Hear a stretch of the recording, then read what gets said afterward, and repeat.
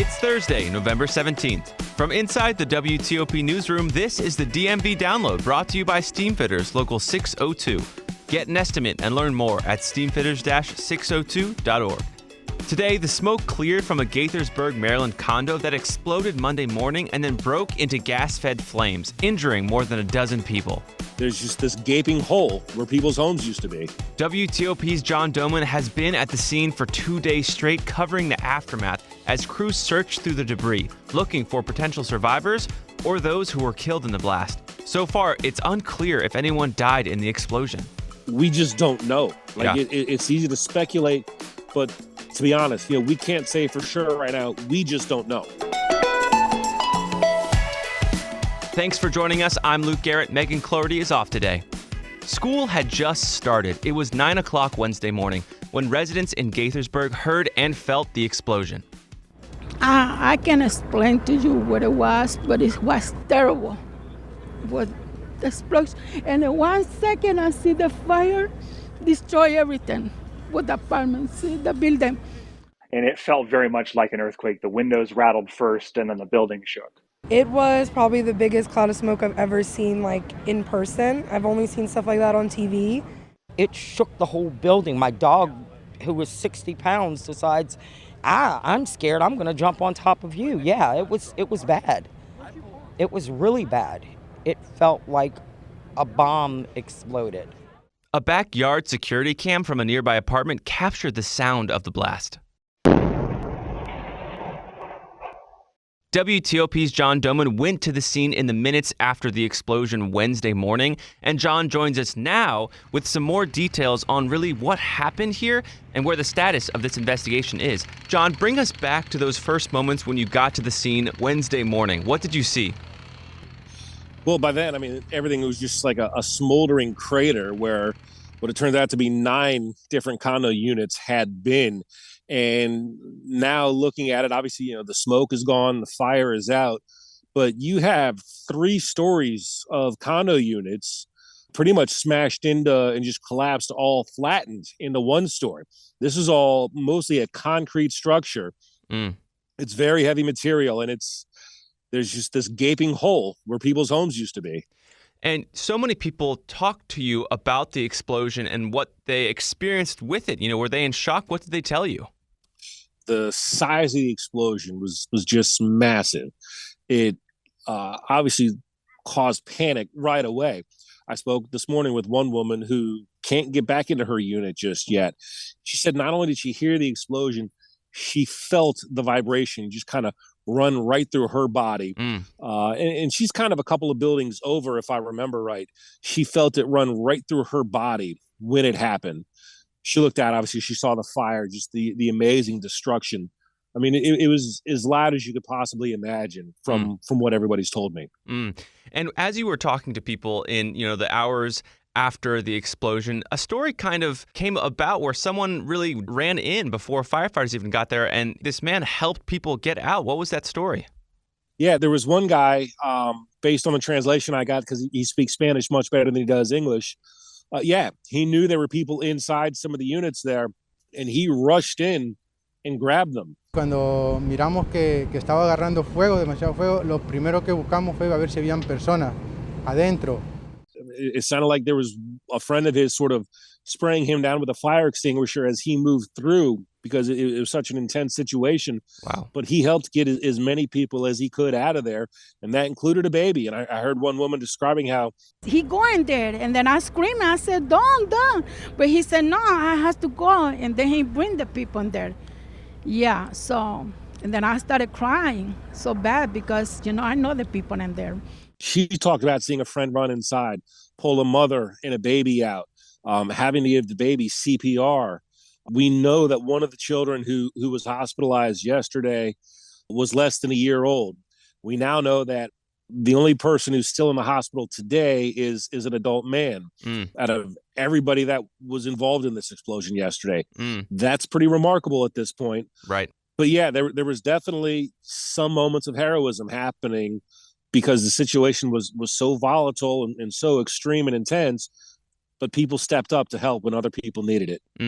And so we are more than 24 hours out from this initial explosion, but there's still a lot we don't know. But let's cover what we do know. So first off, how many people were hurt and what do we know about their conditions?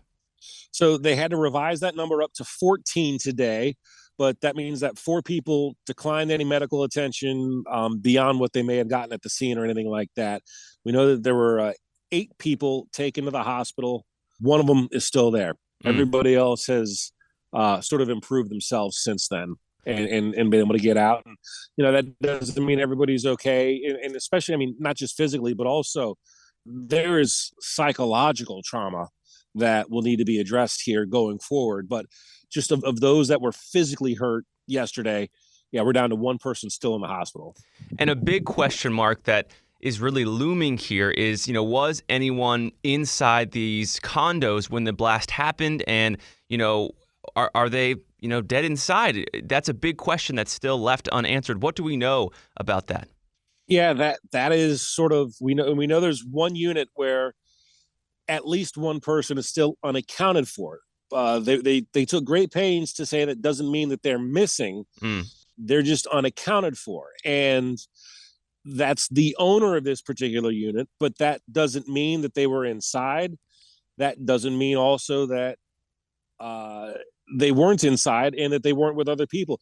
It also doesn't mean that they don't lease that out to somebody else who rents it from them. Right. Somebody else could be in there. Somebody else in their family could be there. Nobody could have been in there. It could be vacant for all we know. Like, there's so much that we don't know. And one of the things the fire chief said this morning was that the time of day that this happened has played a huge role in keeping the number of casualties and fatalities down so low to this point, at least, because at 840, the elementary school that is right across the street from here, kids were already there. So a lot of the families that live in those units, in most cases, they were already out, having taken their kids to school, having themselves already gotten on their way to work. If this happened at a different time, the story could be even all the much more tragic than what it is right now.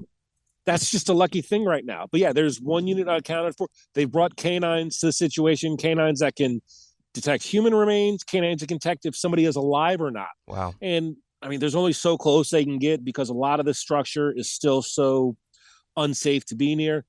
But at least where the limited scope that the dogs have been able to get near, they've not detected anything.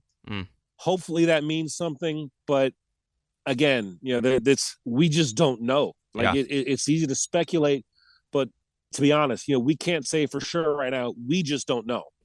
So what is the work that lies ahead of investigators and fire crews at this point? And is there any sort of light timeline where we would really know answers to these questions?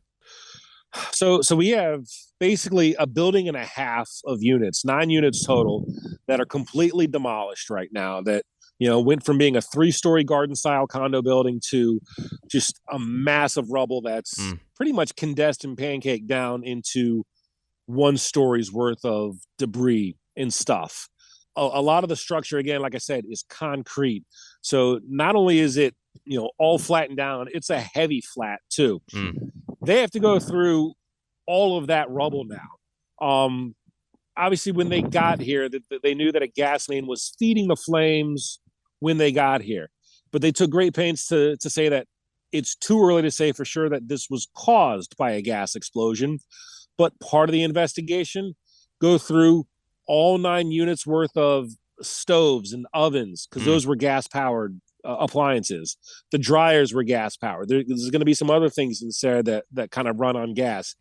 You have to look at each and every single one of those from those 9 units to see if maybe something happened there that sparked everything else. And then you have to go through and if the answer is no, you have to also look through at all the other things that were inside those units that may have sparked some kind of an explosion. There's a lot to go through here, and it's all buried, and it could take some time. This is going to be a long process to get everything out of those condos units, just to get through that pit of rubble. Right. But you have to go through all of that to figure out and look for the evidence and figure out where the blast came from. Now, since 2016, 3 apartment buildings or condo buildings such as this one have kind of exploded with some sort of gas-related fire and blast. Do we know if there's any common thread between the two? Did officials today speak to that at all? It's weird how that has all, like, of all those kinds of incidents, they've only happened in Montgomery County and nowhere else. But the circumstances, at least in the first two, are completely different. One, there was clearly a failure somewhere that caused that. It happened just after midnight. Everybody was home and asleep. The destruction was all the more worse because in a dense community-style living structure, everybody was there. The one that happened earlier this year, that involves somebody who just made a mistake and cut a pipe that wasn't supposed to be cut. That's not something, that the government can really do or anything with that. That was human error, right? In the most unfortunate sense. And then you get to this situation, and again, it's too early to say. We don't know what caused this situation to go the way it did. So while it's clearly eerie that it's all happened like this here in Montgomery County, and those questions are being asked, especially by the residents who live here. Right. Why does it keep happening in Montgomery County? The answer is right now that the first two situations were completely different. One was completely preventable in that it was caused by human error. And then for this third situation, again, it goes back to just we don't know yet what caused this.